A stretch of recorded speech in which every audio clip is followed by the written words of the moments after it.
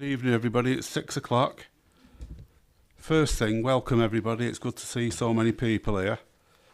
The first thing is, though, the people, especially the people, members of the public, if we hear a fire alarm, we're not expecting one, so we need to clear the building out through these doors and then out through the doors at the side, the way that you came.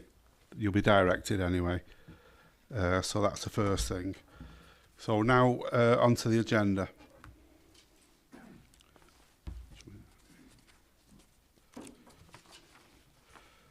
Number one on the agenda, any apologies for absence? We received apologies from Councillors Harkness and Hints. Councillor Murphy is here as a substitute. Right, thank you. There's no items of urgent business. Any declarations of interest? There's no public questions.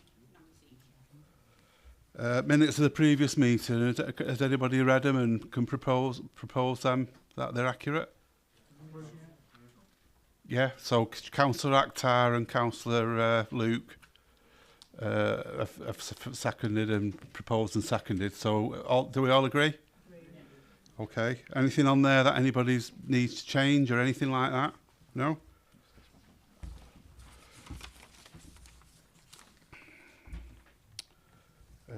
Right, so we're on to now the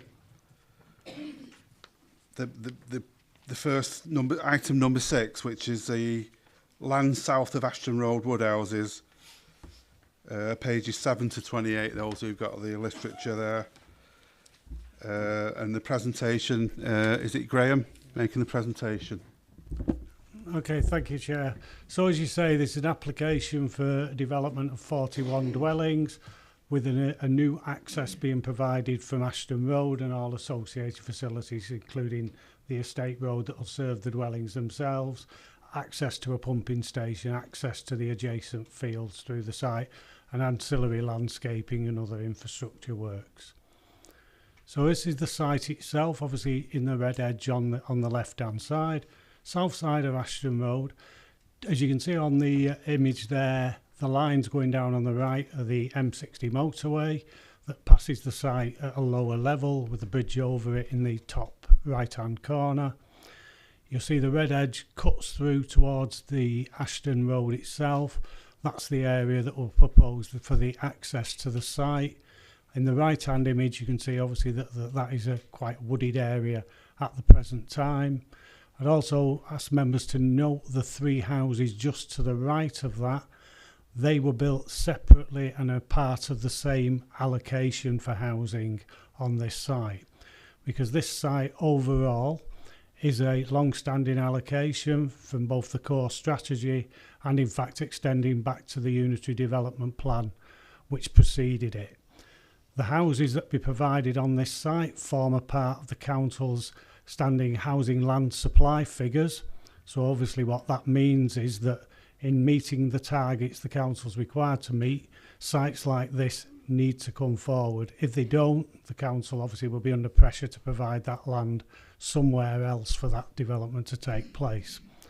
There is an area at the bottom end of the site, which I'll show you a little bit detail in a minute, which is actually within the green belt, but this is an area that will be used for a pumping station and for an attenuation basin itself.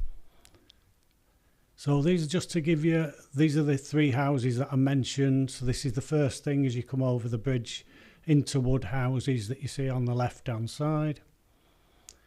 And these are a couple of images that show you the frontage to the site, which, as I say, you can currently see is highly, yes, excuse me, there are some other images that will be coming forward. Thank you. These are images, in fact, taken by myself on a visit to the site. They're not photoshopped, they are actual, genuine images of the site. The development itself, so it's a proposal for 41 houses. 37 of these properties will be market properties, 4 of the properties will be affordable, and the details of that are still to be confirmed. There is the intention that those will be 4 properties within the site. That will rely on a social housing provider coming along to take those properties.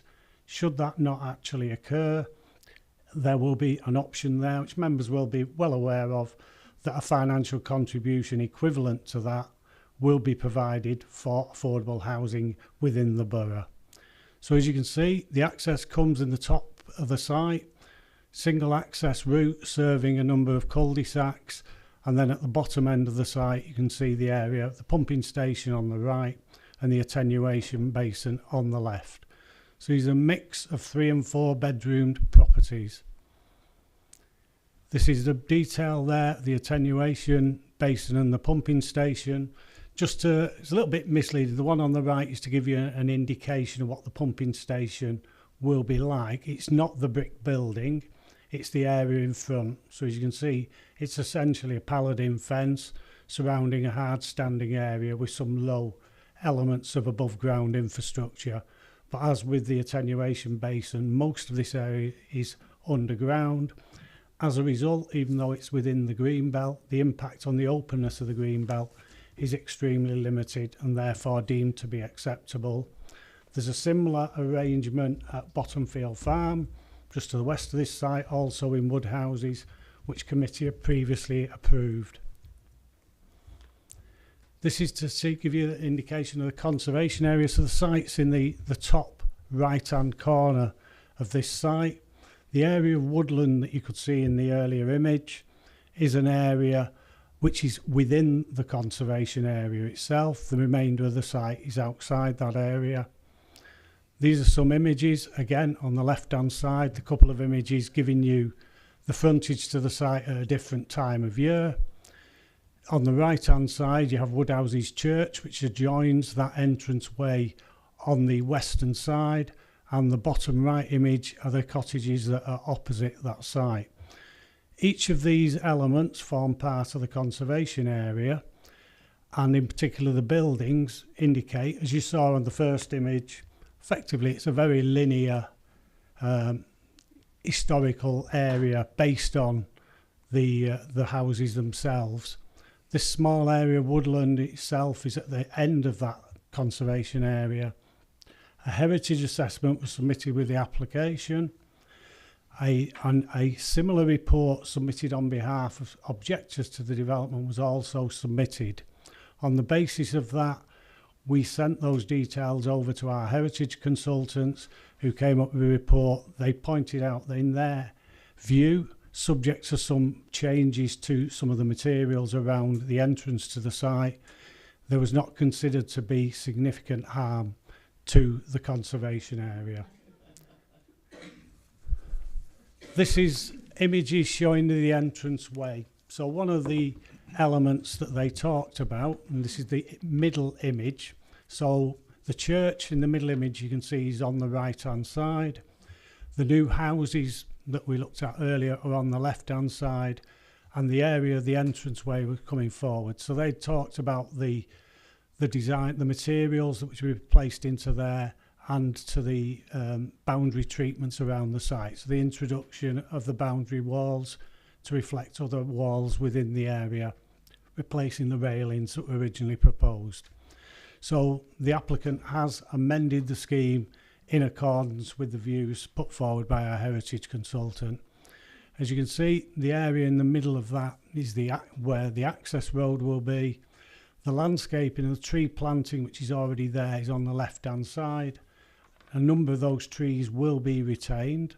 There was a arboricultural report submitted with the application, indicated that most of those specimens are of low or moderate category. Our trees officer again has assessed that report and agrees with that. Although trees will be lost, there is replacement planting in accordance with the Places for Everyone 2-for-1 policy, which will be provided on the site as a replacement for those losses. So again, in terms of policy, it's a compliant scheme. On the top right there is an element you expect within the wall, just to give a bit of indication to the site. The bottom element is the first section of the site, starting off Ashton Road from right to left. So as you see, there's one property there, so the bulk of the development will be outside of the conservation area.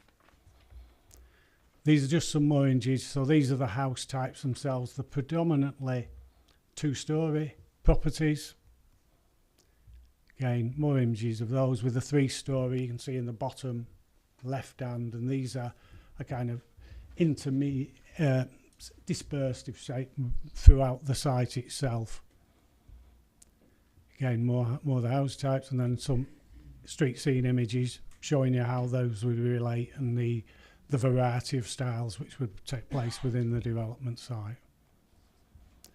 So these are just showing you the tree coverage around the entrance to the site, which, as I say, has been subject to review. Of course, some of that element will be lost to facilitate the development, but as I say, in terms of policy compliance, adequate replacement will be provided. And some images now just of the site itself. So obviously we're on the back from Ashton Road. These images are taken from the public footpath that runs away to the west of the site and leads through eventually to Daisy Nook Country Park.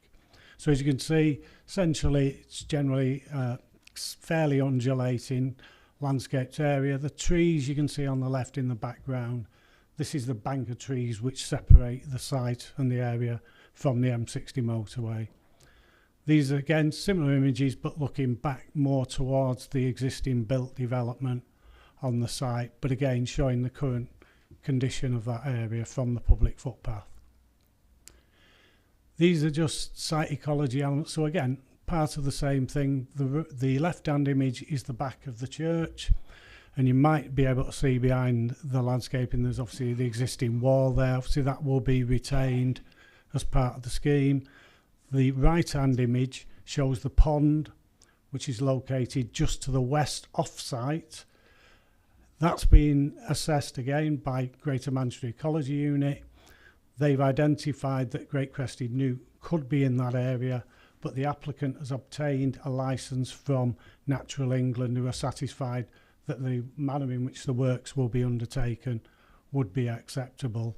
So we have no ecological objection to this. Just while we're on that subject, members will be aware from recent meetings about biodiversity net gain and the requirement for a development of this nature to make adequate compensation for that, plus a 10% uplift. You'll see within the report that various elements have been put forward for that, so there's some contribution on the site. There's an area of open land to the south of the site which the applicant would also purchase, which will make some provision, so that would need to be registered as a site with DEFRA, and also the applicant has agreed, and members will see in the late list addition that there is now a deposit that's been placed with the Lancashire Wildlife Trust to utilise some of their land bank for that purpose. So we're satisfied that the applicant would be able to meet the statutory 10% requirement. Again, just to remind members, the way that works is that if planning permission is granted, it's a pre-commencement condition. So it's not one you'll have noticed in the list recommended, because it's dealt with in a slightly different manner to that. But the applicant still needs to do that before they can put a spade in the ground effectively. So now we get on to the issue of traffic. So I've got some images, and as I say, some of these are images which have been submitted by objectors to the development. Other images have been taken by myself at various times, including times during the week. I've taken other pictures at weekends and in the early evening period. So yes, we know that this will change as time goes on, but I have to say from my own experience, and perhaps I've been really lucky, the area, I've never had a problem trying to find anywhere to park in the vicinity of the site. So this is an image submitted by the objectors showing the parking around the site. Why this is significant, and obviously my highway colleague will comment in more detail on this later, in terms of the scale of development itself. So we're dealing with 41 houses It's not considered that that amount of additional traffic and the number of comings and goings associated with that would justify refusal of the application. Much of the objection appears to focus on the fact that this new access into the site will lose. So, for instance, some of those vehicles on the left-hand side, they're parked outside the site. Clearly, if there's a new access there, you are not able to park outside the site. Again, I'm not going to go into the highway details, but again, reports submitted by the applicant, transport consultant. There's a report submitted on behalf of an objector to the development. We've also been through two other elements of should we say, backwards and forwards on that, of comment on those two reports. And from that, obviously, my colleagues have drawn conclusions about the development. So there could be some elements of loss. The issue is always, of course, anybody who reads the highway code knows that you should not park within 10 metres of a junction. You shouldn't park opposite a junction. We all know in reality that that happens. If that causes a problem, then there may well need to be formal weighting restrictions placed on the site. But as I say, that already exists for people who obey the highway rules. That exists in any case. So it will have some impact. The developer wouldn't thank me for this, but it's mentioned in the report quite clearly, and particularly when the congestion occurs during school pick-up, drop-off times, there will be a new stretch of highway going into the entrance to the site. So the area alongside the road you lose will probably be compensated for by that. People will park there. We know they park there in the same way as they park there now. They park on both sides of the road. The images submitted by the applicant showing large vehicles having trouble getting down there. I don't know if people watch the news. I think it was last night. Again, there's elements of that showing from other locations where drivers park on both sides of the road, narrow the carriageway, fire appliances and so on. There is nothing unique about this particular site and this particular area from that point of view. This is a picture taken, and I pointed out on this one obviously at the time of that, because it's a particularly congested area and there is clearly a reason for that. These are images taken by myself on that. I can only give you what the images actually show and what I have observed from the site. This is an image taken in the early evening, or I think it's about 10 o'clock into the later evening. This is an image I've taken in the evening in that area.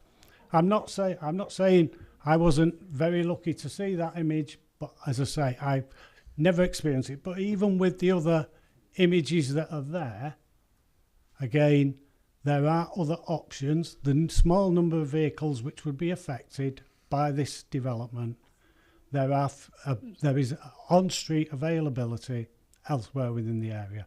Members will know that some survey information was submitted with the application. That is referenced in the report, which relates to the houses in the immediate vicinity, the number of off-street car parking spaces they have, and the indicated number of cars that those residents have. In effect, at this time of night, in this area, on that basis, there would be 30-odd vehicles parked on street. These are elements of traffic cams. Now, this is a draft scheme, so this isn't the indicative, this isn't what members will be approving. You'll notice within the recommendation there is a requirement for a detailed scheme to come forward. If there are problems with the site, then clearly that will be amended. And as I say, I'm sure Wendy will be able to comment further on that if members have some further queries on that basis. So as I say, this is a site, 41 houses. It's an allocated site, a long-standing allocated site for residential development. And in fact, I think the density was much higher shown on that. So if they were to meet that, there would be more dwellings on the site. In terms of the layout, design, It meets standards in terms of privacy distances, separation distances and so forth. Each of these properties has a minimum of 2 off-street car parking spaces for them. Can we park our cars on their drive then? You just said that it's parking. The, Where's the other parking? at the entrance to the site, there is a single dwelling. It's on one side of the road. People will park on the opposite side of that road, particularly when they're dropping off. That is no different from any other location where people park, particularly when they park for short periods of time. Similarly, on that layout, well, I'm going to leave it because this obviously we're getting into the highway depths. We have our highway officer here, so we will talk further. So just to continue, application for development of housing on an allocated site. It meets all the standards in terms of housing requirements, national space standards and so forth. Consultation bodies in terms of issues such as ecology, drainage, land conditions.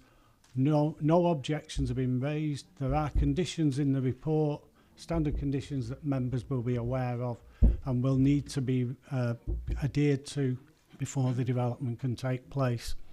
Therefore, the application is recommended for approval, subject to a Section 106 agreement, which is set out in the report, so there's a contribution towards off-site public open space within that as well. So subject to that recommendation, and a slight amendment to a condition which is in the late list, it's recommended that members resolve to grant permission for this development. Thank you, Chair. Okay, thanks, Graham. Any comments or questions for Graham?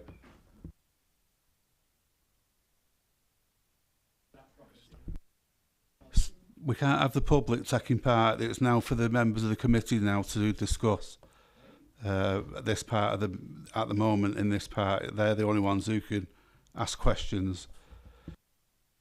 So yeah, thank you.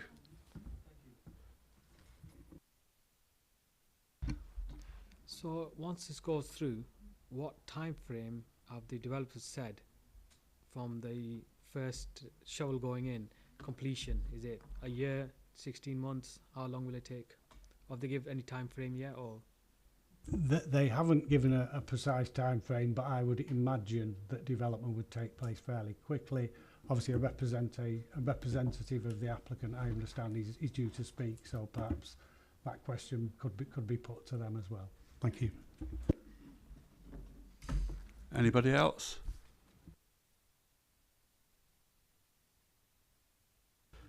Okay then, so now we'll move on to the objector. Jamie Ellis.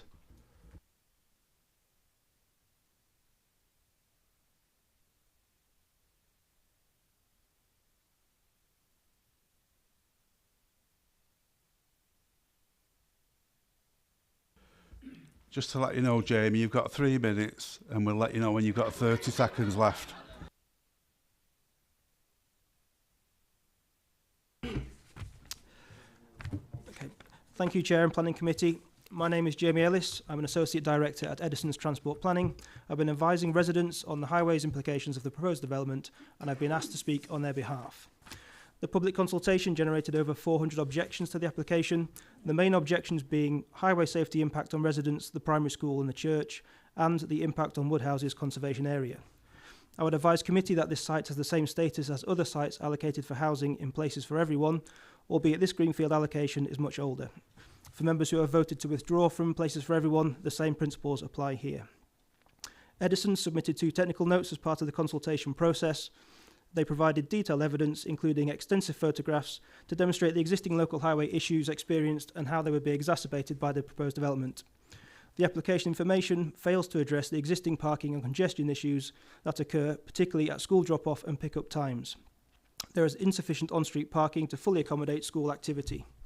The proposed development would remove on-street parking spaces in proximity to the school, which is 65 metres from the site boundary.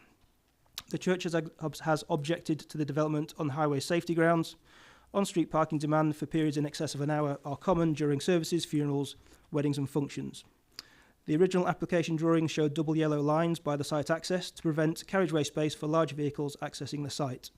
The yellow lines were also to prevent vehicles parking and blocking visibility for drivers pulling out of the new junction.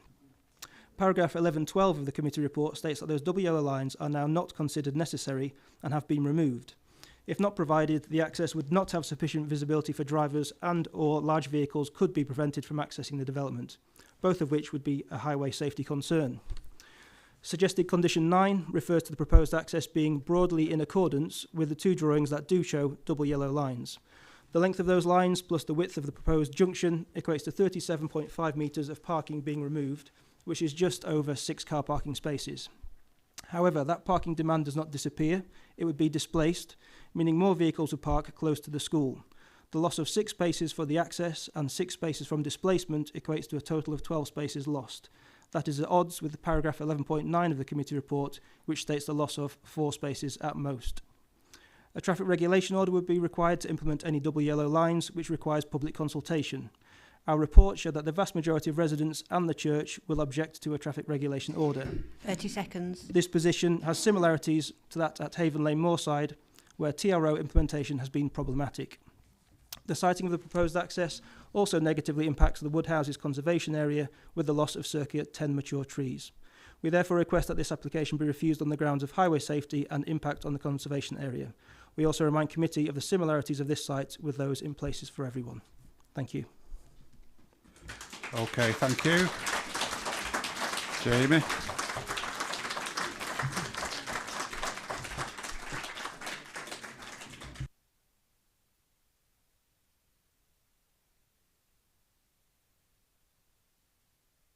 Okay, I've got the head of planning here, Peter Richards. He wants to respond to the PFE point that you made.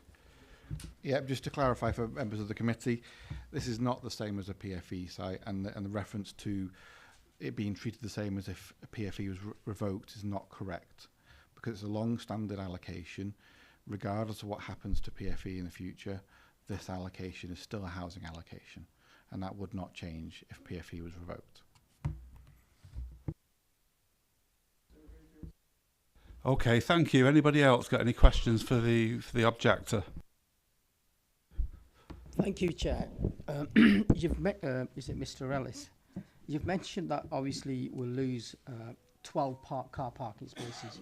Could you explain to us how you've come to that particular number? Obviously, in the report, it states 4 parking spaces will be lost. So I just want to understand how you've come to your conclusion, and then we'll ask a similar question to the officers later on. Yeah, absolutely. Our calculation was based on the drawings that I mentioned in my speech, and it's a case of just literally measuring the space of existing highway that's lost, be it the width of the junction and then also the double yellow lines shown either side. And then inline parking spaces on a highway, so a parallel parking type of space, they're typically 6 metres long. If you found one marked out, obviously not marked out in the street, but if you did, they'd be 6 metres long. So it's just a case of the maths of 37.5 through to there, be the loss of 6 spaces. And then again, we're saying if those cars can't park in front of there, they're moving elsewhere. Obviously, that's where these 6 plus 6 to 12 spaces comes to. Hopefully that helps. Councillor Oldham? Thank you, Chair. There's been an issue with access. If this does go ahead, there was an alternative access route. Would that, if it was to go ahead and the access would change to that, would that alleviate these problems? You're referring to the access to the east, which we saw on the early slides. Access on the other side of the church. Yes, provided we're talking about the same access, which I believe is the one we talked about, the newly constructed access to there. This objection deals with the highway space that's sterilised by the new access going in, the double yellow lines, etc. It's not about traffic numbers in the same way. So if the alternative access was used, the on-street parking wouldn't be affected. So the objection in terms of my evidence would be removed if that alternative access was used. Thank you.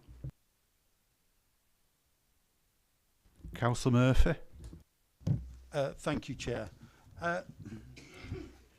One of the things that got a bit of a giggle in the background was where have I got it? The conservation area. Why do you think there was a bit of a laugh in the background about the mention of conservation area and how this application isn't meeting it. Yeah, unfortunately that strays outside of my area of expertise, but I just am aware that they're sensitive about the green space in general. So my assumption, although apologies if I get this wrong, people, is that any use of the green space is classed as detrimental as far as they're concerned, but it's not a high waste point, so apologies, I can't give you a stronger answer on that. It's sorted. access to the east was used, it will be outside the conservation area. Anybody else got any members of the committee? Anybody else got questions or comments? If I can, Chair. Yeah. So I'm just going to move on to something else that got a bit of a giggle, which is the parking. And I'd just like you to come back a bit more, because why do you think the images that were presented on that didn't accurately reflect the parking situation? Thank you. We appreciate parking will change at different times of day, depending on whether the residents are all at home or at work, which is why, rather than relying on a single set of images, we have provided numerous images in both reports. So the original images in the original report obviously show some historic evidence, knowing full well this is coming to committee. And then actually the time from the second report, residents have continued to take photos to say, these are what we've experienced between first report and now issue of second. So I think it's to say that on a snapshot on a given day, yes, it can be quiet, it can be running relatively freely. But what we are saying is the road at the moment, there are limited spaces to pass, and there are sections of the road where it is effectively a single lane road.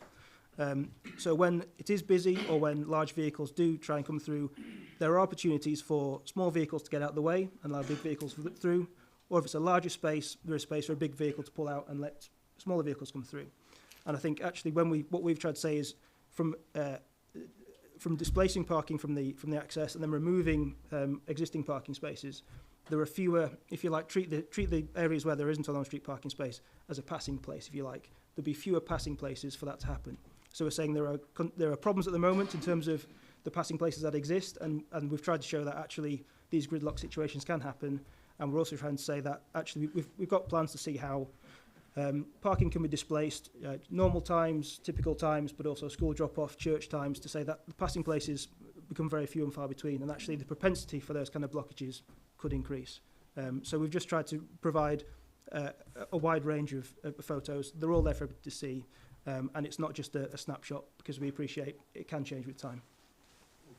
And can I do a follow-up question? So if the planning committee was minded to approve this application, if we could wave a magic wand to tackle the parking situation and the parking issues, because I kind of feel that this application, residents have mainly got concerns around parking with a bit of the conservation area as well. If we could wave a magic wand to try and make things better, what, in your opinion, what could we do? In my opinion, and in the sort of the scope covered by my note, like we've said, it is parking, an impact on street parking in particular.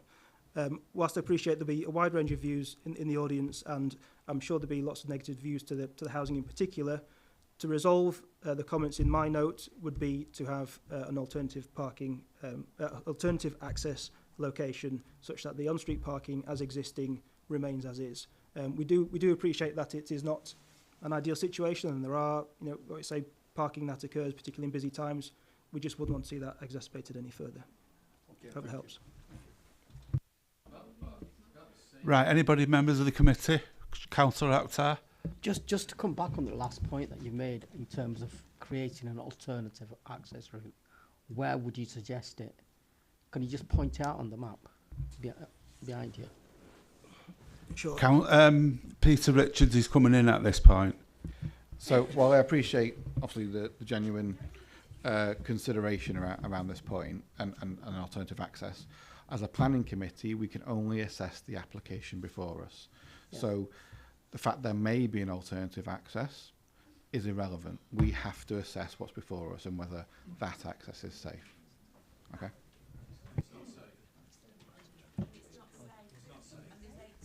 Okay, councillor Early. Sorry. I've travelled down this road a number of times. Wendy, I don't even know if you've got this information to hand or if anybody has. How many accidents have been on that stretch? Because I've witnessed 2, personally, myself. I'd have to look through all the documents because I can't store every single piece of information. When I get the opportunity later, I'll just run through as well how I've assessed the application, just to sort of give an overview of what I have to look at, but I'll start looking for the accident information. Okay, thank you. Okay, thank you. Anybody else? Anybody else got any questions or comments? Or questions? Right. Okay. Well, thanks, Jamie.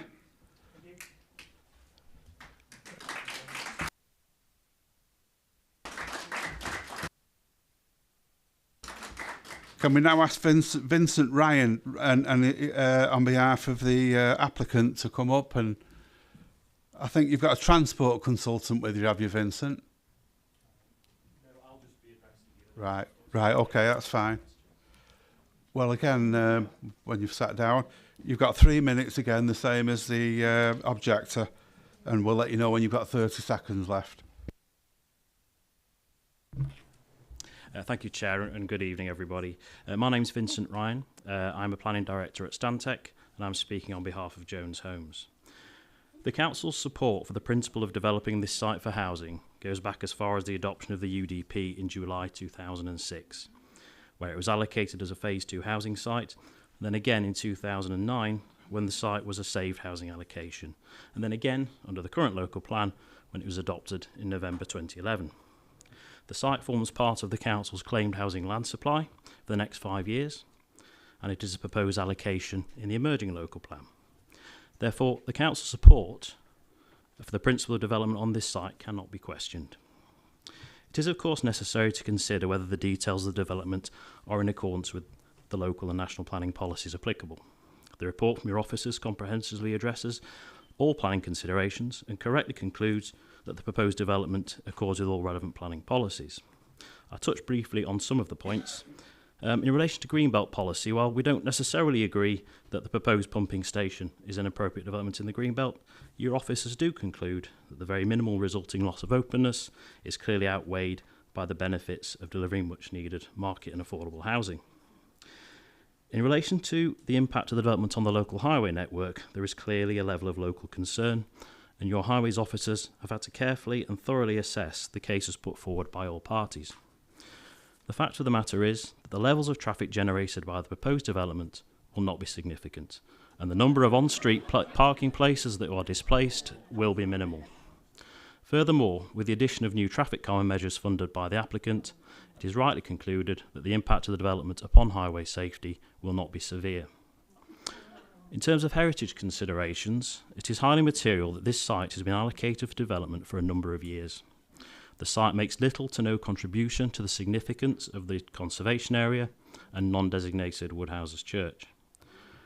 The applicant has incorporated the material and boundary treatment changes requested by the Council's heritage advisors, and consequently the impact of the development is concluded to be acceptable in heritage terms. With regard to biodiversity, the applicant is committed to delivering biodiversity net gain through a combination of off-site habitat creation immediately next to the site and off-site credits through the Lancashire Wildlife Trust. In relation to all other matters, such as the provision of affordable housing, the design and layout of the scheme, and the impacts on residential amenity, the report before you rightly concludes that development is in accordance with the development plan policies. Needless to say, I urge members to follow the recommendation of your officers, and I'd be happy to answer any questions that you have. Thank you. Okay, thank you, Mr. Ryan. Councillor Oldham. A couple of things for me. You've just said about highway safety not being severe on it. Any kind of highway safety issue is severe, really, isn't it? You can't say highway safety is minimal. It's highway safety. So are you saying that there is an issue with highway safety?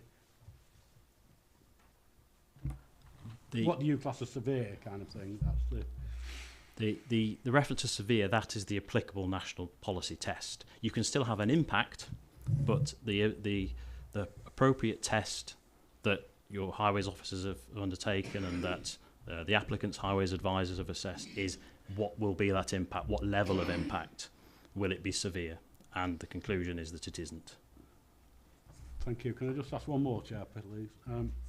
The other, if this was to go ahead, and I think the residents would rather it not, full stop, but if it were to go ahead, the alternative access, why has that not been taken up? Because that looks better all round for me. Why has that not been taken up?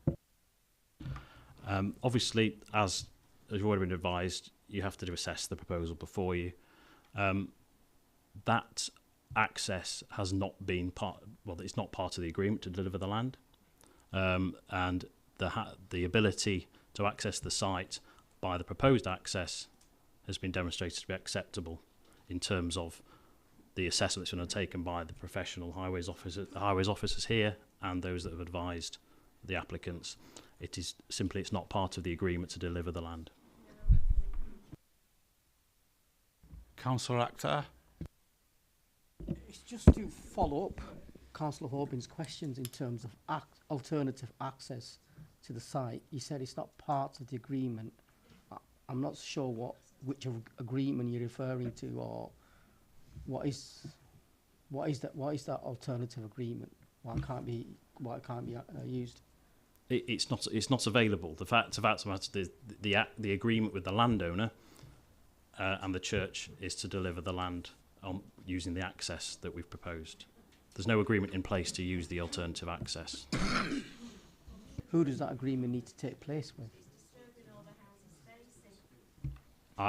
I'm a planning consultant. I'm not involved with the land deals, I'm afraid. Right, okay. Sorry. Mr. Richards is coming in again on that one. It's just to clarify for Councillor Akhtar, so effectively what we're saying is the other access is owned by a different person and there's no agreement with that person to have the access to it. Any more questions? Yeah, Councillor Murphy. Thanks, Chair. Can you tell me what the applicant has done in terms of consultation with local residents? Has one been carried out? Yes. Before the planning application was submitted, there was, I believe, there was canvassing of local residents. There was a newsletter dropped to everyone in the village, and it's all set out in the consultation report that accompanies the application. And a follow-up question, if I can, Chair. So, following that consultation, has the applicant met with any of the residents to sort of address any of the concerns? I'm not aware, I'm afraid. I wasn't involved at that stage.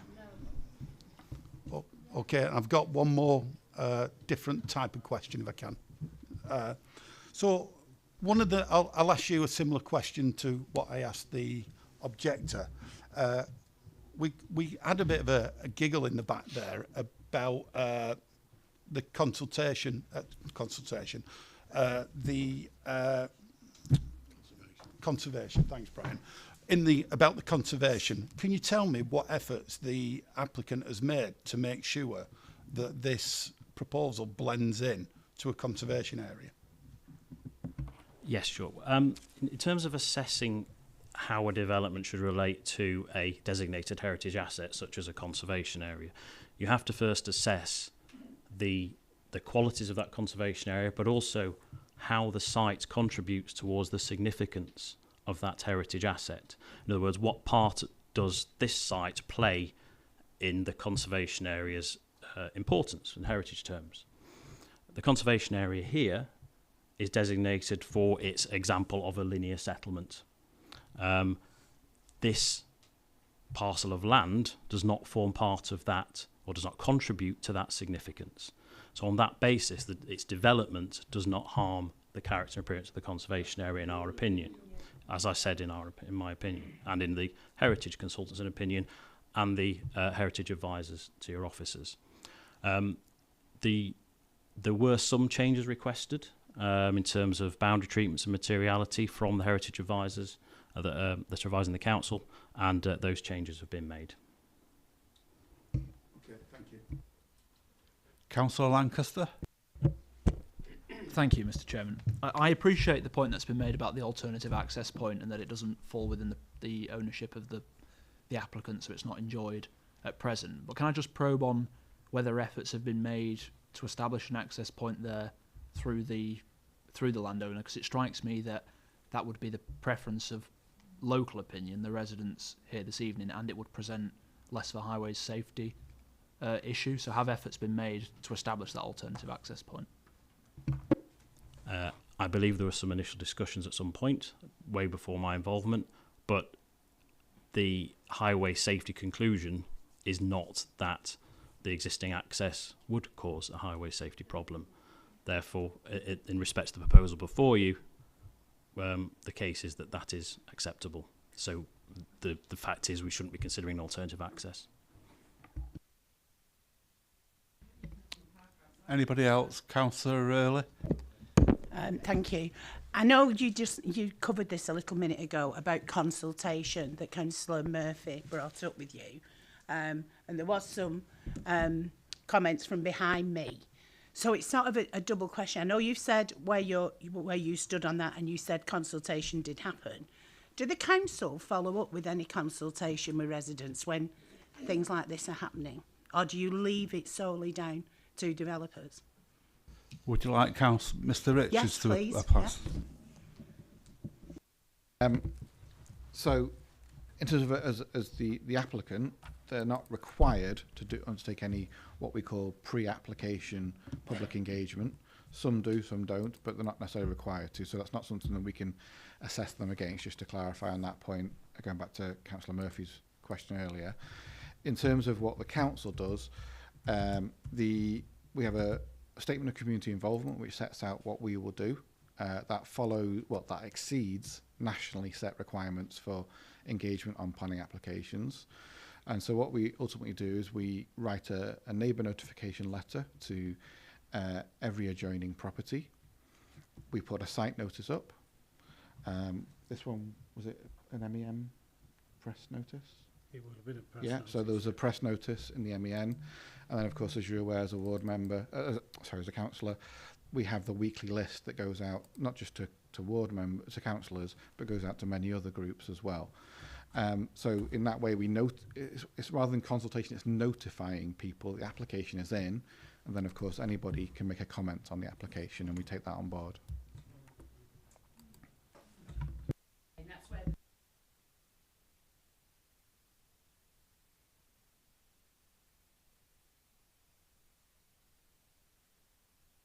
When there's that many objections coming in from quite a small area, really, I would say, does the council not then think, hang on, let's go out, let's speak to these people, let's try and resolve this? Yeah, Mr. Richards again.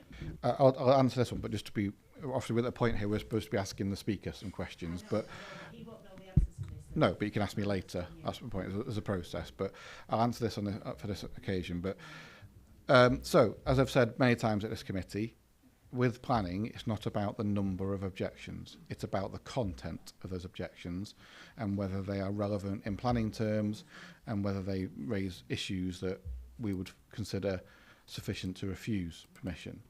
So, I say, it doesn't matter whether it's 1, 2, 3 objections or 400 as in this case or more in other cases. We have to look at the issues that are being raised. And it's not a popularity contest where the highest number of objections or votes wins. It's about the planning issues, and that's what we have to focus on.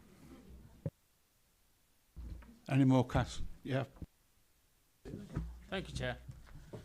Mr. Ryan, the question is, there's 41 dwellings altogether. How many is 3 bedroom? How many is 4 bedrooms? How many is 2 bedrooms? And the question is, somebody shouted in audience that they're expecting 82 extra cars in this housing scheme. Yes. Yeah. Right. 2 cars to a house. 2 cars, but 4 bedroom ones will have more than 2. So just for my own information, how many is 4 bedroom, how many is 3, and how many is 2, please? Just have to check the mix. Hold on for a moment.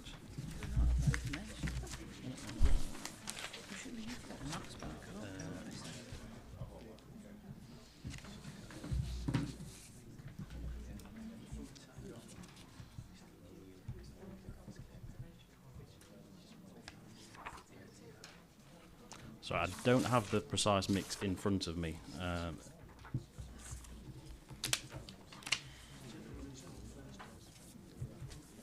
I don't have the precise mix in front of me, I'm afraid. I don't have that bit of Just bear in paperwork. mind that we're going The to officers expect should be over able to 100 get- cars with visitors and everybody. The officers should be able to get the Yeah. information. Just let them- Let them do it. What we'll do is they're looking up that information here, and we'll let people know when they find it out, the figures.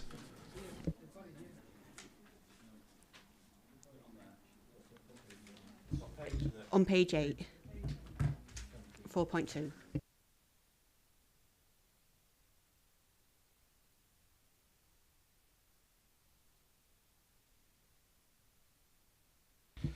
Yeah, so it's paragraph 4.3 on page 8 of the committee report.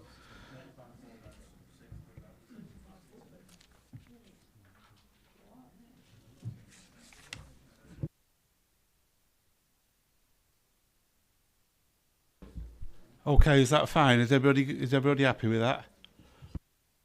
Just for the information, by the way, when the speakers have spoke, Wendy will come in and talk about the highways issues, about the development. So if there's anything on highways, save it for Wendy. Right, any more questions? Hi. If we go ahead with this, how long will you be on site developing the houses? It depends sort of what time of the year they start, because obviously in the winter it's harder. Summer season you can crack on a bit quicker. The estimate would be around about 18 months. Right, thank you. Anybody else? Councillor Charters? Just for the benefit of the public gallery who don't have access to the park, the park says that there will be 6 3-bedroom houses and the rest of the 41, so that's 35, will be 4-bedroom houses. So just so they're aware of the numbers. No? That's what it says, Graham. It'll be 31 plus 10, because it's 6 and It's 4. 41 in total, though, isn't it? Yes, there's 37 market sales and 4 affordable properties. Yeah, and it says 6 semi-detached 3-bedroom and the rest will be 4-bedroom.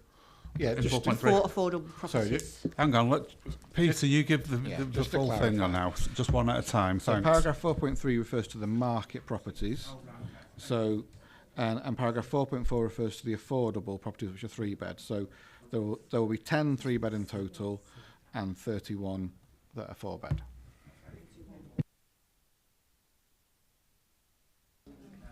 Okay, thank you. Anybody else? Any questions? All right, well, thank you, Mr. Ryan. Thank you. We've now got the ward councillor, Councillor Neil. You've got, are you?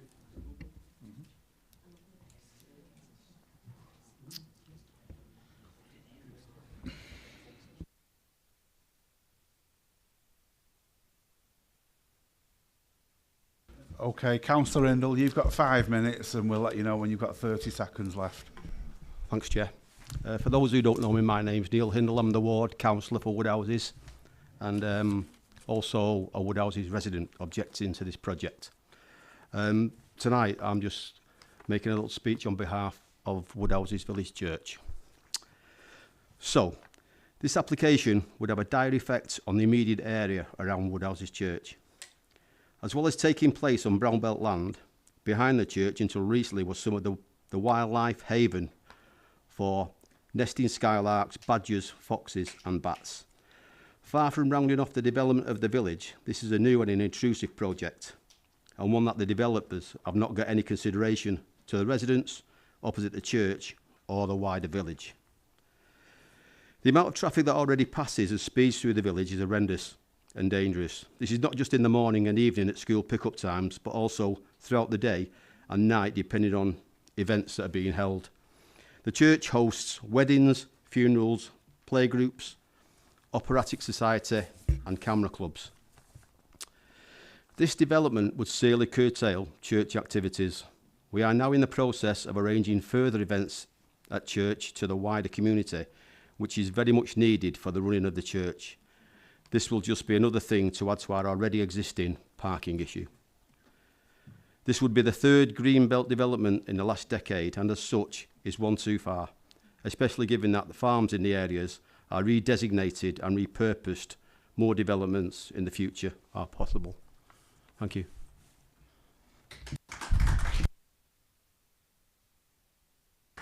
Councillor Hindle, stay in the hot seat. You might have some questions.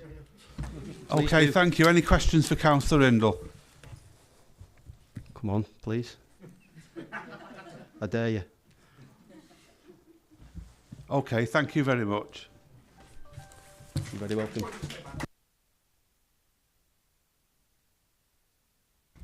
Okay, now we've got Wendy now, who's our traffic officer. She's going to address some of the traffic issues and everything to do with that.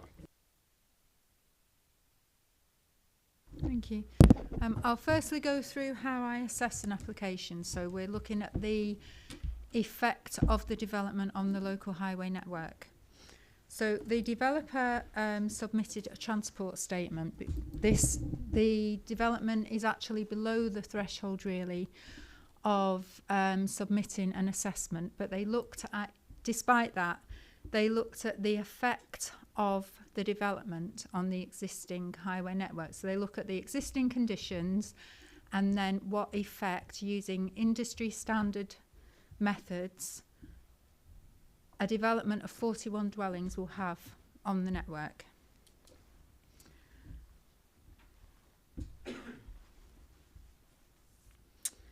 I'm just looking. So they look at the morning peak period, and this is all industry standard. It's nothing unusual. And then they look at the evening peak period. So during the morning peak period from this development, there'll be an additional 33 movements two-way. So a total of 33 movements coming in and out. And then during the evening peak, there'll be an additional 32 two-way movements. That's in, obviously, in and out of the development. So that equates, this is in the peak periods. We're not talking during the whole day. This is an industry standard way of assessing the effect of a development. So we look at the, I am repeating myself, but to try just to, so that everybody's got an understanding. So we look at the busiest period in the morning and the busiest period in the evening.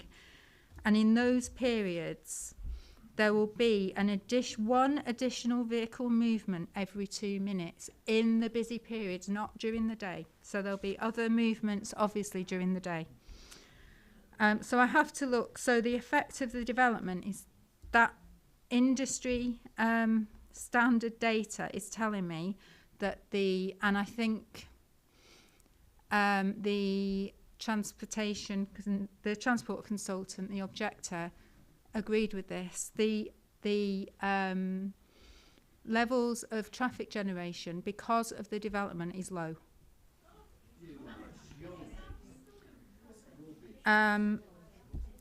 Talking about before I start talking about Ashton Road, we worked with the developer to make sure that the internal highway layout is to the local highway authority standards.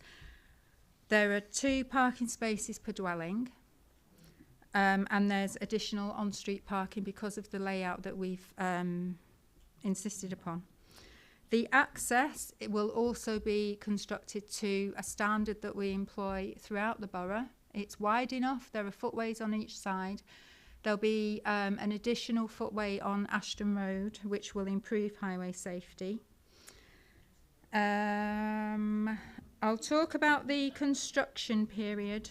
That will be, there'll be a condition attached so that during the construction period, we can control things like timings of deliveries and construction vehicles. So obviously we'll talk about things, and then the measures in the construction management plan can be enforced. So we make sure that the construction management plan has measures in it, and then if they're contravened, we can go out and we can enforce those issues.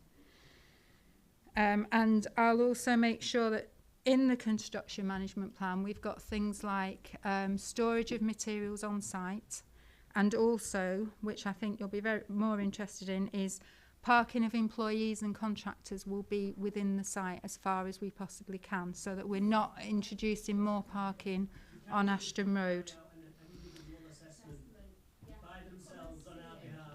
So in order for the access, we acknowledge the representations that we've had from members of the public, and as a result of our assessment, there will be a highway improvement scheme which will be provided at the applicant's cost. But we acknowledge in the representations from the members of the public and their concerns, we obviously want to make sure that it's going to continue to operate safely, while also not removing the parking that could take place after the development on Ashton Road. So we could have introduced measures, additional measures, but we haven't. We're proposing that the existing features will be enhanced. So things like there's a hump at the moment which doesn't go curb to curb. So one of the things we'll be doing is introducing a plateau, so it goes from curb to curb, and children will be able to cross more safely. As a result, and there'll be things like additional road markings and signage, so hopefully this will slow traffic down further. Decreasing speeds. Will and everybody please improving- let Wendy speak, please? And improving highway safety.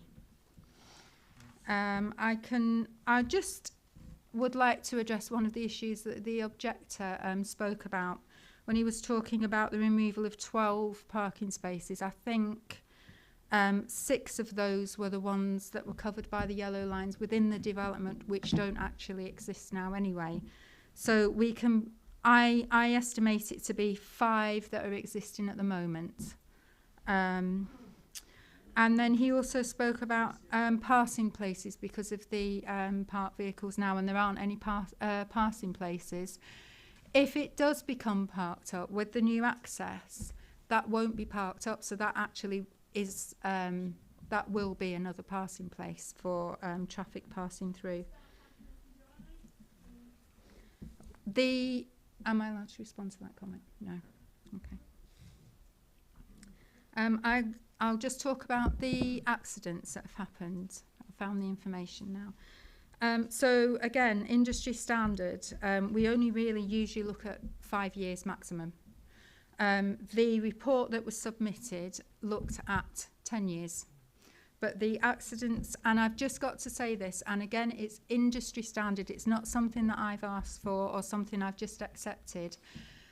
The accidents that are recorded aren't just casual damage done to parked vehicles by passing vehicles. It's usually killed and seriously injured are recorded. But and there's a classification of the type of injuries. So over a 10-year period, 2 slight, so a classification is slight or severe. Slight accidents have happened. So the one that I think should have been included in this assessment happened near the proposed site entrance. So it happened on Ashton Road. It was a rear shunt, so it was in slow moving traffic. As a vehicle slowed down, another vehicle hit it from behind, and 2 vehicles were involved with 2 casualties recorded. The other one is slightly away from the site. It was at the Ashton Road, Failsworth Road and Medlock Road mini roundabout, and again that was a rear shunt on approach to the junction, and that involved 2 vehicles and resulted in 1 casualty. So the analysis of that accident data tells us that the accidents haven't happened because of road safety issues. They've happened due to driver inattention. So there would be nothing that we could do that would prevent that type of accident in those locations.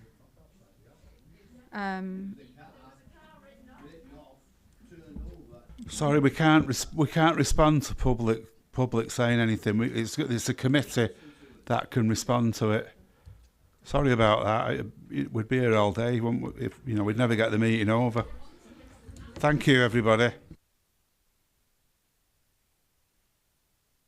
Right, thanks everybody. Wendy's spoken now on them. Has anybody got any questions that they want to ask on that? Councillor Charters. I think something that I've picked up from the gallery is that the level that we're held to around highway safety doesn't match up with what people's realistic expectations would be. I know for me that, like people have said, if a car's written off outside the house, I would be concerned that that's a highway safety issue. But the government, the current government's guidelines and guidance says that it still has to be a fatality or an injury, which is the same that we've had when we've discussed other traffic calming measures in the past. So I was just wondering, is there anything we can do from a planning perspective to sort of address those issues? Apart, I know that it's not necessarily something we can think about in a application, but just something we can do, because people are right. It isn't acceptable that cars are property's being damaged when it's, Peter Richards is going to respond to that. So just to pick up on, obviously, Wendy's talked about two particular instances that have been recorded, and that's what we have to work with in terms of the data before us and the information before us that shows that those kind of accidents are about driver error, not about highway safety. In terms of any situation where a car has been written off, obviously we have no details around that. We don't know what caused that. Again, could well have been driver error. It doesn't necessarily mean it's a highway safety issue. And I think that's what we've got to focus on. It is about the safety of the highway and not simply that there can be accidents. Okay, any more questions for Wendy? But Councillor Obi. Thanks, Chair. With regards to highway safety, obviously you're working to industry standards, Wendy, but there's obviously stuff missing because the residents have just informed you about other accidents that you aren't aware of. And you said about the speed of vehicles coming to the village, but it's not just that, is it? It's because the way of all the parking, I don't think speed at that point is an issue. It's the volume of the traffic. And as I asked the developers representative then, he said about highway safety not being severe if this was to go ahead. But there would be an element of highway safety issues with if people are parking at the end of this access and visibility. So is that taken into account? So there are two questions there. I'm just going to write the second one down so I don't forget. So the way that I interpret severe, and if I don't clarify it enough, Peter will help me out. Obviously, I'm a highway engineer, I'm not a planning officer, and I have to interpret the term severe in the MPPF. And I always say severe is if, I don't care if, so to me, severe isn't 50 accidents in a location. Severe to me is even, in certain circumstances, it could be one. So if I'm looking at just one driveway and I think that's unsafe at a junction, I'll say, it's too close to the junction, you can't have that driveway. And I actually do that on the wider layout and the applicants. We go through all things like that. So to me, that would be severe if we're just looking at one household.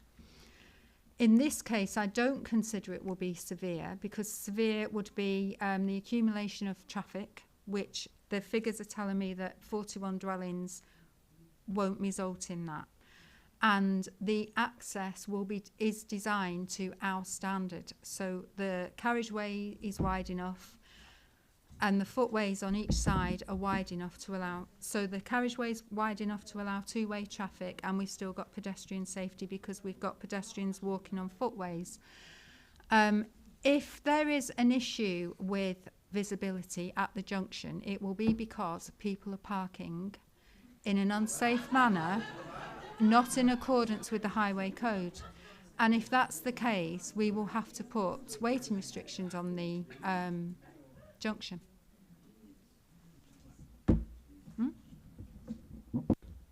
Just to add to what Wendy was saying there, just to draw your attention to paragraph 11.1 of the report, that sets out what the MPPF actually says. That's what we have to assess applications against from a highway point of view in a planning sense. And there are two distinct aspects. So I think I want to clarify this because obviously the terminology is different for different aspects. So in terms of highway safety, just to answer your question, Councillor Hoban, in terms of to address highway safety, it's about, is there an unacceptable impact? That's separate and different from if there are cumulative impacts on the road network and whether that is severe. So the term severe is about impacts on the road network. So as Wendy said, this level of development, 41 houses, does not introduce a significant number of additional movements. So the impact on the road network is not severe.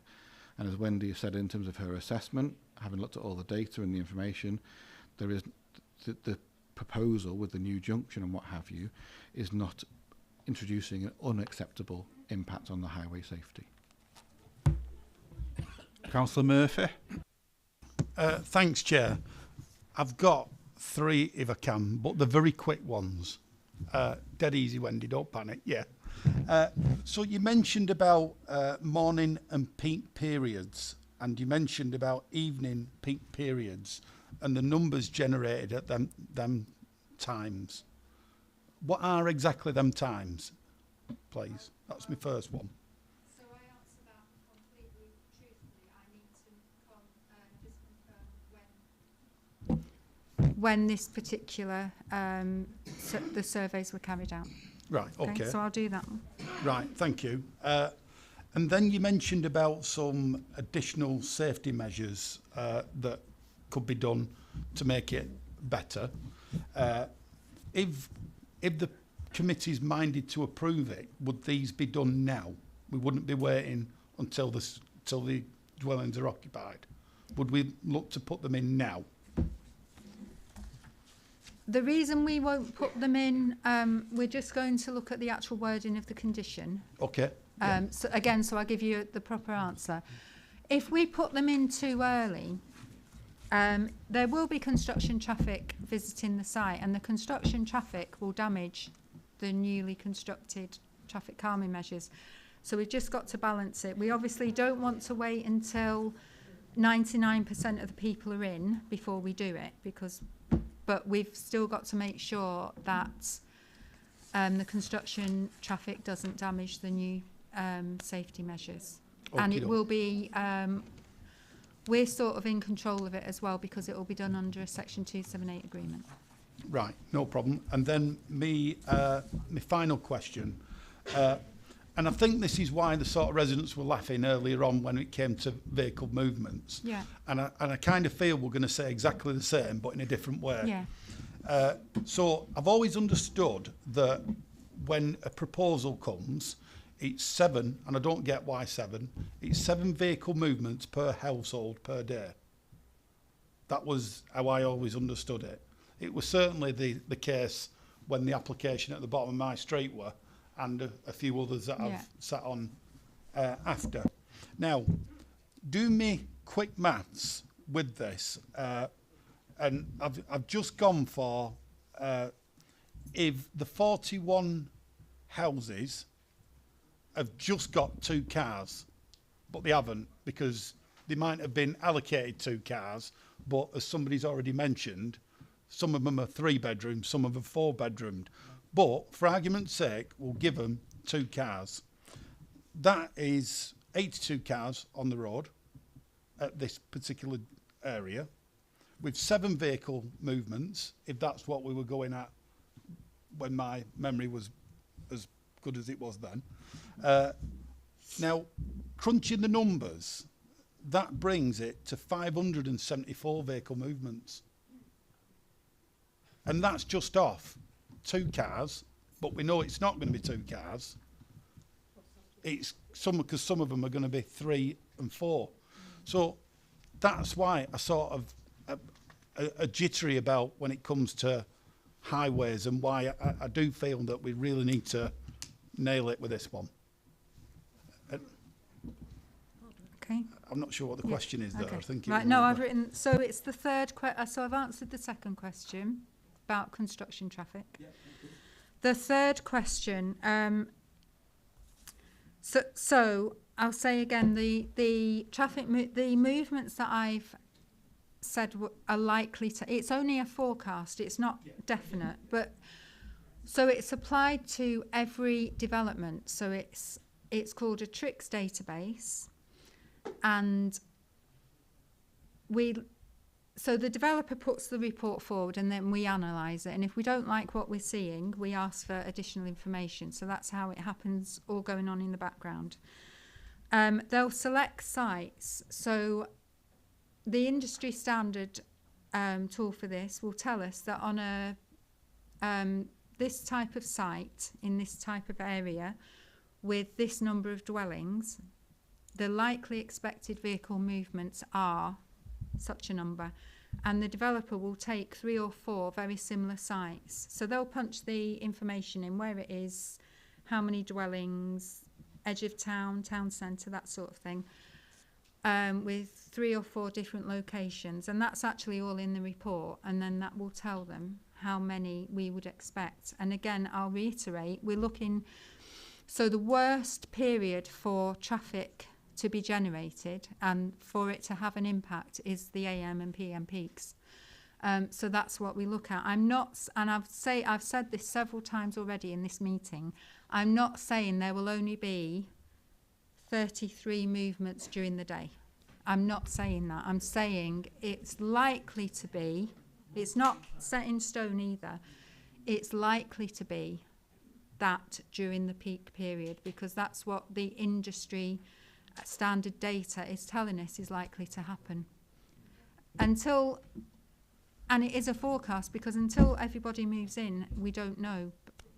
But it,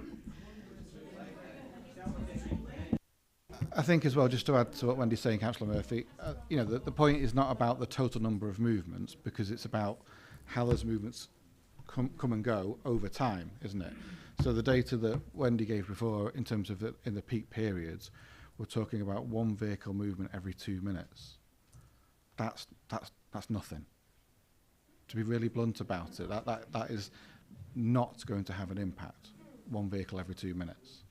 And that's what we have to focus on. Because if we focus on the total numbers, of course it sounds a lot over the course of a whole day, but there's 24 hours, 24 times 60 minutes in a day, you know. And I think that's what we've got to think about. It's about actually thinking how it will happen in action. It's not all happening at once.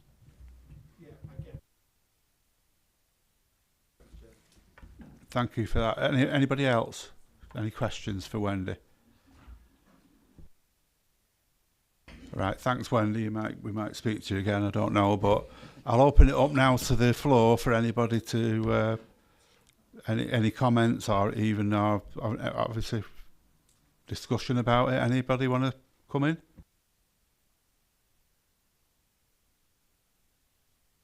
Are you coming in, Councillor Oldham? If I can, Chair. It's just with the we've had a couple of things mentioned tonight, the highway safety that Wendy discussed, and I know that she has to follow certain processing protocols and information that she has. But for me, there's a couple of things tonight. I don't think the developer has earned themselves any points, because they haven't been in touch with the residents, as far as I'm aware, to try and sort this out. And I do think, and I don't know if we can, it may come up later, I think I've got an issue with the highway safety, knowing the area, knowing the residents. I've also got an issue with, I think, the residents don't want this to go ahead full stop, but if it does, I think we've got to find some kind of mitigating way. And I think for me, we need to start, if it's possible for this committee, to see if the alternative access, which would be the lesser of the two evils, is something that we could look at. Peter, do you want to respond? It's not so much, well, only respond to that latter point in terms of just to clarify. In terms of the alternative access, no, we cannot consider that tonight. That is not part of the proposals. We cannot force the developer to go away and reconsider that. Can I just come back on that, Peter, please? Is it possible for this committee at this point, because there is room for manoeuvre somewhere, I believe, that we could defer the matter to enable the developer and the residents and the landowner of the alternative access to possibly get together to see if something can be done about that?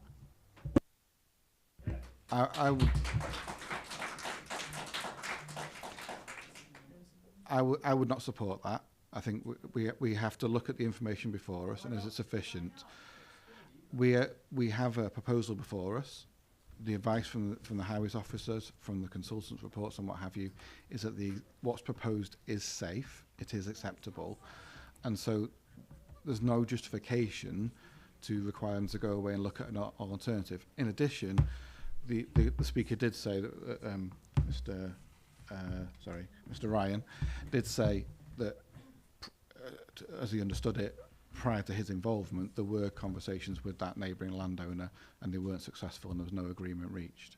We can't force a developer to reach an agreement with another landowner. I understand that, and I understand the legal implications and stuff like that, and I'm sure I'll get told off if I say something wrong from the solicitor there.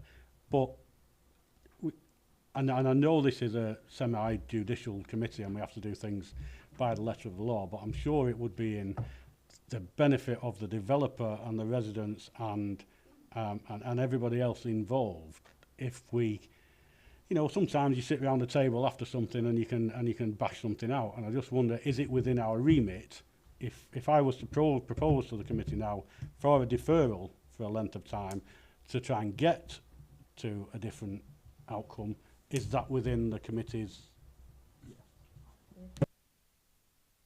So obviously you could propose a deferral. What I'm saying to you is I don't believe that the basis you're proposing it on is justifiable in the planning sense, because we have to look at the information before us, we have to look at the application before us. It's not reasonable to say to an applicant, actually you can't go ahead with anything, you've got to wait a while and go and negotiate some more when they've put in a reasonable scheme.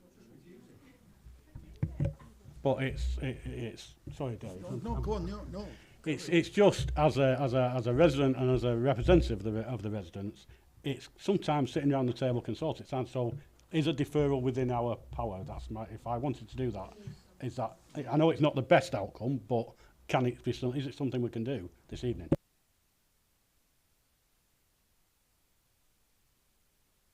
Let's see what.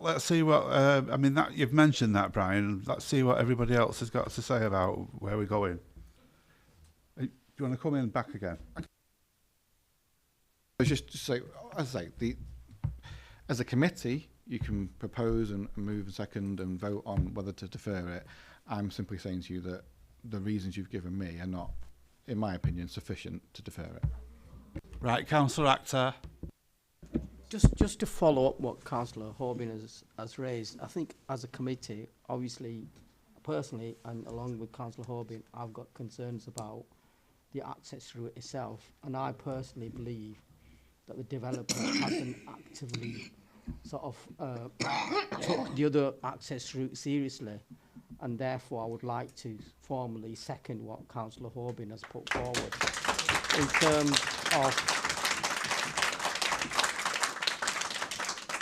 in terms of a deferral, because we want the developer, the local residents, along with the local councillors, to seriously consider if an alternative access route could be provided, and the next applicant, when the developer does come back, if the deferral does go through today, then we can look at both of the access routes and see which one is better in terms of highway safety, parking, etc. But at this stage, I think we've only got one alternative, which we can only consider. Whereas if we defer it, and obviously if a deal can't be done with the landowner, it can't be done, and then we'll assess what's in front of us again at another meeting. Okay, Councillor Oban, I didn't get there. Did you actually propose for that? Okay, well we've got that on the table, but before we come to that, let a few people speak first. Councillor Murphy. Thanks, Chair. I think if we didn't have the issues with the highway concerns, I'd be asking for a couple of conditions if the committee were minded, such as I don't like the 2-for-1 tree thing. I'm sure it was 4-for-1, but if we were able to, then it would be 4-for-1, and a condition on the properties that have garages that they remain as garages, and then so they can't later on turn it into a front room, which we do see now and again. I'd like them to remain as a garage. However, I find myself not at that stage, and if we were at that stage, I'd be finding it difficult to refuse it. But I do have concerns about the highway, the safety issue, and for that reason, I know my colleagues have already said deferral. I'd support the deferral, because if others didn't want that, then instead of the deferral, I'd be moving for refusal based on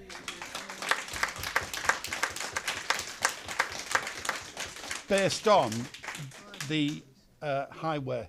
Now, if we can't get another entrance in, then, you know, we're going to have to judge it on its merits, aren't we? And then we've all tried, and we don't like the answer, but it's an answer.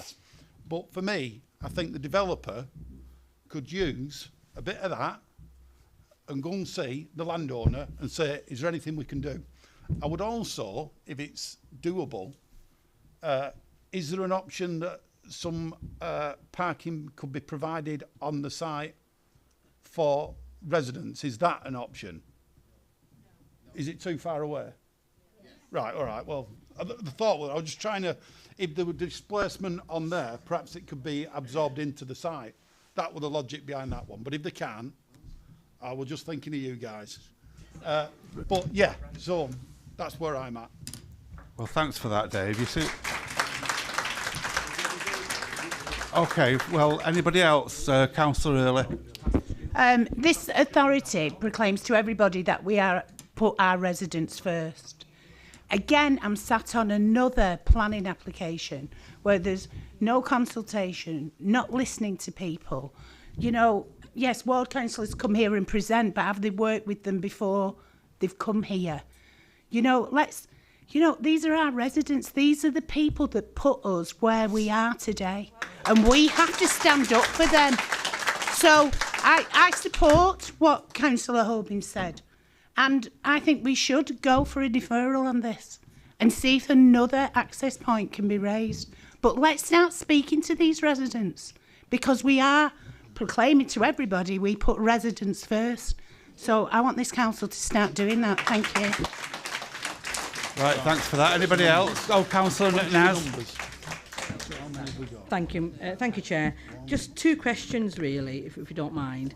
First one, in the case that we do approve this, and I can see it's very unlikely, can we put a condition on the waiting restrictions on the entrance? Is that something that we could consider? And secondly, the deferral itself. I think there's a lot of opinions here today, and I think talking about residents being first and all that, we've got to remember that this is a planning application, and we've got certain procedures that we have to follow. However, the deferral itself, and what I want to know is what legal implications that causes, and if we do vote for a deferral, how long will it take for the necessary period? You know, like sometimes it's 3 months or 6 months for the applicant then to make an application and say, well, this is the time that we've tried to consult for a second entrance, or all the other things that here in the gallery that are being discussed. Could you just clarify that for us? Thank you. So Wendy, come back on the waiting restrictions first, and Alan and I can cover the... Just clarify what you mean by can we put a condition on waiting restrictions? Sorry, what? what I meant was, is there a condition that we can put that, you know, where the entrance to the actual site, that people can't park, so like a double yellow line or a single yellow line, that kind of thing, is that something that we could consider? So part of the highway improvement works is already a condition, and part of that highway improvement work will be the introduction of waiting restrictions if they're required, just to improve visibility. So under the Highways Act, you're not supposed to park a vehicle close to a junction to block visibility. But if it does become a problem, then we'll have to introduce waiting restrictions. So it's sort of already covered. Yeah, and then in terms of the second question, so as I've already said, I don't feel that the reason for the deferment is justified in this situation. I think we have to walk a very careful, fine line, because we are talking about, I mean, Councillor Murphy said it in terms of with his actions about money, and it's not for us as a planning authority to get into that kind of discussion. It's what we call in planning parlance a ransom strip. So if someone has a way, the only way into a site that's approvable, to a point they can write their own cheque for that, or the development doesn't happen. And we as a planning authority, we can't get into all that kind of land deals. So my struggle with the proposal for deferment is that we have all the information we need before us to make a decision, and therefore we should make a decision.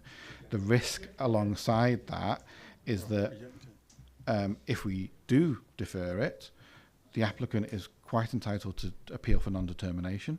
We're way past that period where they can appeal for non-determination. We then get into an appeal situation where, quite frankly, we would very likely get costs against us because we have had all the information before us and not taken the decision, notwithstanding any potential reasons for refusal as well. So I think that's where my concern is. You know, I've in the past I've allowed or I've supported the committee putting forward a deferment in the right situation where there is genuinely more information that would aid the decision. But in this case, there was a proposal before us. We cannot require the developer to go and speak to other landowners about an alternative access. They've put their proposals in, and we have to assess it on that basis. Is there anything else, Alan? I'll just go. I don't normally speak when it's a question of deferral, but I would agree with what Mr. Richards says. You can't require the developer to go away and speak because he may choose not to. And as far as I can understand from what he was saying, the developer's given no indication that they would do that anyway. Where we've had deferrals in the past for discussions, it's usually been quite clear from the applicant and the committee that that's something that they're willing to look into, but the developer hasn't given any indication. So if you deferred it, how long for? Issues like that, as Councillor Nasheen has said, it's an open-ended time limit here, and as Mr. Richards said, the developer can go to the appeal to the Secretary of State, and then the decision's taken out of your hands anyway. Okay, Councillor Iqbal. Thank you, Chair. I understand how the residents feel, but on the planning grounds, I don't see how we could refuse this. Now, you just cleared that we can't. Am I still correct on that? So our recommendation is that it should be approved, yes. Right, Councillor Lancaster.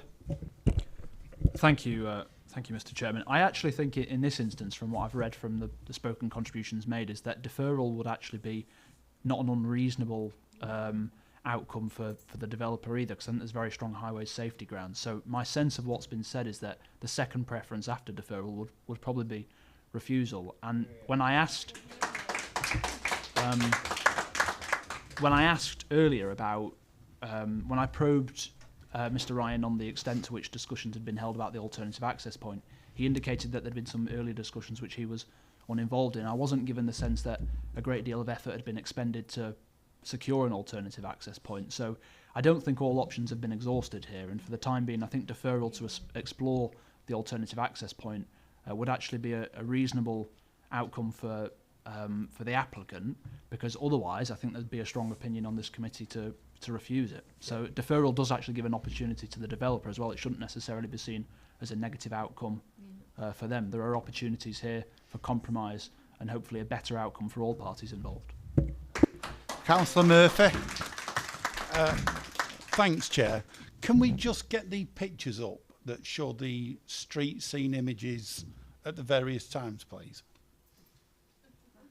And it's that one that I'm particularly interested in.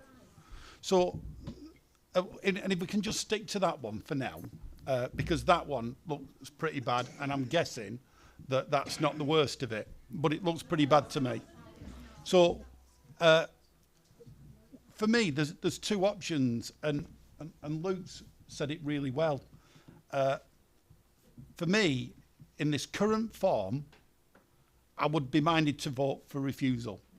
But to give the developer the chance to work with some of the residents, and that's what I'd strongly encourage them to do, which, to be fair, they should have done beforehand. A deferral doesn't risk the council any costs. A deferral just bats it off for the time being to give the developer time to satisfy the planning committee members and the planning committee. So for me, there's two options. It's either deferral or it's refusal. And if I don't get deferral, I'm going for refusal based on, they say a picture tells 1,000 words. Prime example there. Okay, anybody else? And I'll shut up now. Councillor Charters. Very quick one, Chair. I think Councillor Lancaster and Councillor Murphy have sort of articulated the point very well. And it's something I've said a lot at this committee, this side of the table and on that side, is that we aren't doing enough consultation. Developers aren't doing enough consultation with residents. I think it was the objector mentioned an application in my ward that had similar public interest, and there weren't enough consultation. I said that at this meeting, and I completely agree. So I think in the spirit of giving chance for that consultation, I think that the deferral option is possibly the smartest option for us to take at this particular point. And you know, if it comes back and there's been no change, then we vote on the merits of it. But I think to give an opportunity, I do think, however, that we should have had the opportunity to talk to the developers first. I think ward councillors could have done that and come to the planning team and got that deferral before this meeting, which we've had in the past where that's been the case. But I think at the moment where we're at, I think a deferral is probably the best thing to do. Okay, anybody else? What I'll do now then is, just to be clear now, we've got the proposer and the seconder. If we can just ask you now, I know you've said the reasons before, but just to be clear on what your reasons are, and then people are clear what they're going to vote on. Yeah, thanks, Chair. I'm asking for a deferral on two issues, on the highway safety to be looked at and the possibility of an alternative. If the site goes ahead, an alternative access which looked better to all on paper, I think. Councillor Akhtar, have you got anything to add?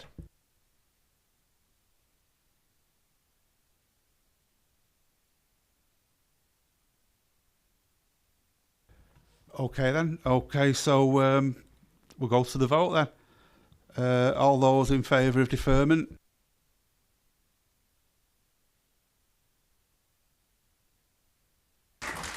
That's carried. There's no point doing any more votes. That's carried, clear. Can we just, sorry, Peter, do we need to put a time limit on this, Alan, or is it? That's the problem, Chair, that you can't impose a time limit for discussions on the developer, so it would have to be, I mean, potentially it could come back next time if the applicant says we can't. I just wanted to know if we needed to. No.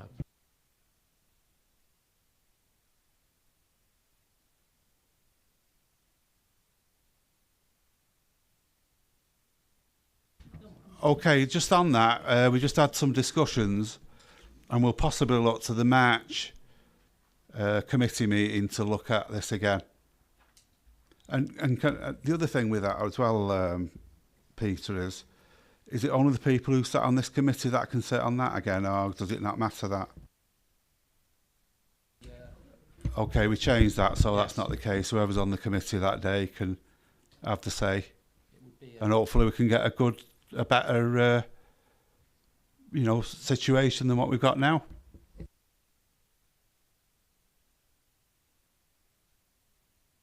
We treat it as a complete rehearing, so applicant and objectors could all make representations again. Okay, thanks everybody. You look stunned in the back there, the audience.